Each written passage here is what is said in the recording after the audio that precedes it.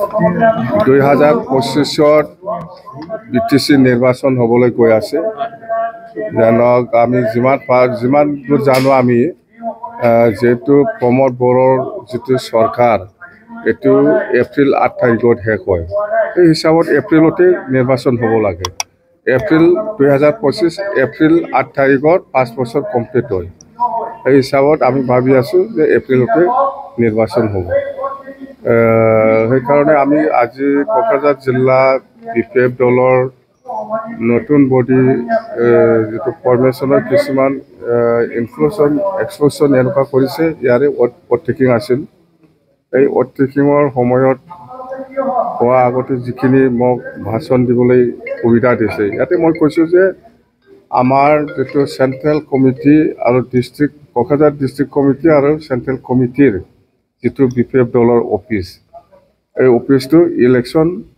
শেষ হোৱা নেক্সট দিনাই আমি ভাঙাই দিম যেটো সৰকাৰ আহিবই আমি এই অফিসটো আমি বনাম ইলেকশন শেষ হোৱা আগতে ৰিজাল্টৰ আগতে আমি এই অফিসটো ভাঙাই দিম আৰু 6 মহলীয়া হ'ব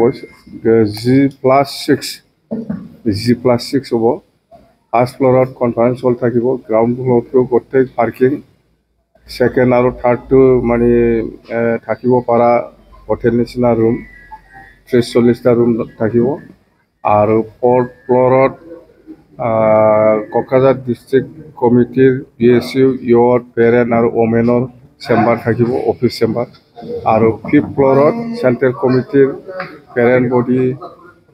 প্ৰেসিডেন্ট সেক্ৰেটাৰী বা ওমেন বডি প্ৰেসিডেন্ট সেক্ৰেটাৰী এনেকুৱা ইয়ৰ PSU এইবিলাকত সবৰে চেম্বাৰ থাকিব আৰু লাষ্ট 6th ফ্লোৰত এনে ডাইনিং হল আমি বনাম বুলি ভাবিছো মানে ডাইনিং হল এই সিস্টেমত ঘৰটো বনোৱা হ'ব এই কথাটো কৈছো যেটো নিৰ্বাচন অকলে যুজিব বুলি কৈছে নিৰ্বাচন আমাৰ সেইদিনা 19 তাৰিখত খাজুলগাঁৱত CWC মিটিং হৈছে ইয়াতে নিৰ্বাচনটো বিপিএফে অকলে খেলিব বুলি ডিসিশন লোৱা হৈছে যেহেতু আমি এমপি নিৰ্বাচনটো অকলে খেলিছো আৰু যোৱা বাই ইলেকশনটো আমি অকলে খেলিছো আৰু 2020 চনত যেটো BTC নিৰ্বাচন ইয়াতো আমি বিপিএফে অকলে নিৰ্বাচন কৰিছো কথা হেতুই মাজত MLA 2021ত যেটো MLA ইলেকশন ইয়াত আমি কংগ্ৰেছ মিত্ৰজোঁট লগত আছিল এতিয়া কিন্তু নাই কথা হেতুই কামপাৰ কথাটো আমিও শুনিছো আপোনালোকেও শুনি আছে নিশ্চয় মই নাজানো আজিলৈকে কিন্তু কোনো দলত যোৱাটো মই দেখিবলৈ পোৱা নাই এটো মই ক'ব নোৱাৰো আজি দিনত আবেদন পত্ৰৰ নামত যেটো 2 লাখ টকা আপনি আবেদনৰ ক্ষেত্ৰত নামত তাৰমানে যি সকলে আজি দিনত এক্সিস্টিং MCLA হৈ আছে এক্সিস্টিং MCLA সকলে কোনো এপ্লিকেশন দিব নালাগে ইহঁতে এক্সিস্টিং হিচাপে টিকেট পাবই যিমান আছে এক্সিস্টিং MCLA সকলে নতুনকৈ আবেদন দিব লগা প্ৰশ্ন নাহে কিন্তু যিখিনি খালি আছে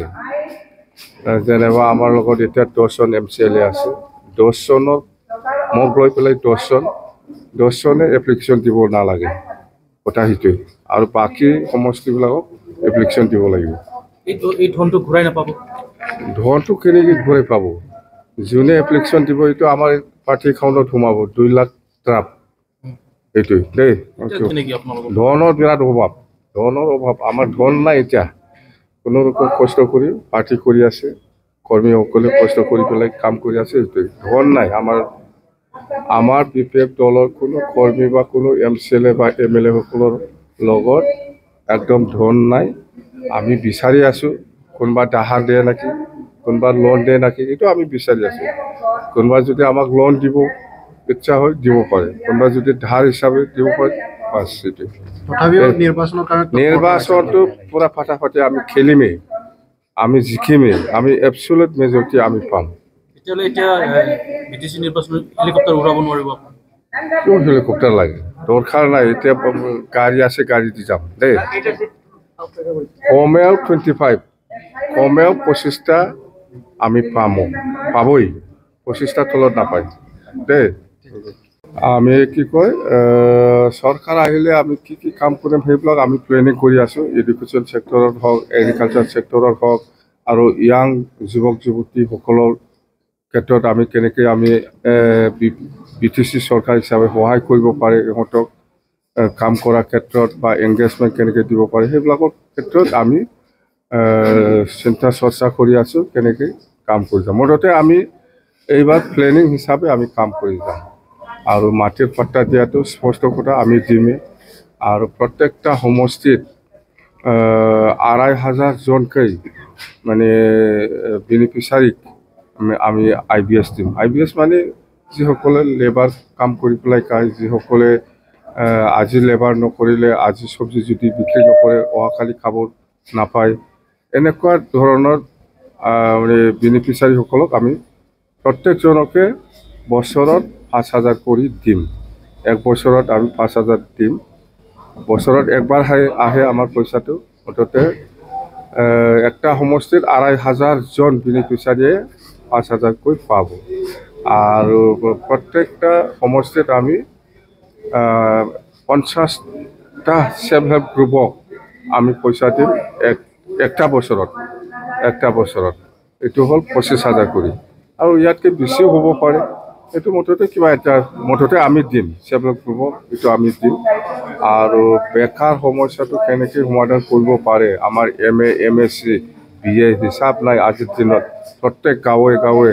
MA MSc পাছ হৈ পেলাই থকা, BA পাছ হৈ পেলাই থকা এনেকুৱা বহুত ল'ৰা ছোৱালী আছে। ইহঁতৰ কাৰণেও আমি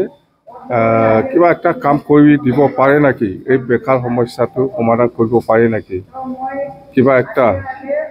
মানে মিনিমাম হ'লেও সমাধান কৰি দিব পাৰে নেকি। ইয়াৰ কাৰণে আমি 100 crore চিন্তা কৰিছোঁ। বছৰত 100 কোটি আমি ব্যৱহাৰ কৰিম এই যুৱক যুৱতীসকলৰ কাৰণে। বেকাৰ সমস্যাটো অলপ হ'লেও যাতে আমি সমাধান কৰি দিব পাৰে তাৰ কাৰণে এইবিলাক প্ৰজেক্ট আমাৰ আছে। আৰু এডুকেশ্যন ছেক্টৰত আমি কৈছোঁ ওদালগুৰিত বড়োলেণ্ড ইউনিভাৰ্চিটি কেম্পাছ আমি বনাম। আৰু চালবাৰীত আমি কিংবা একটা কলেজত মানে MLAকে আপগ্ৰেড কৰি পেলাই কৰিব পৰা সুবিধা দিম। মঞ্চলপুৰতো কৰিম, তামোলপুৰতো কৰিম। মুঠতে একটা চাব ডিভিজন বা ডিষ্ট্ৰিক্ট হেডকোৱাৰ্টাৰবিলাকত এই সুবিধাটো আমি কৰি দিম।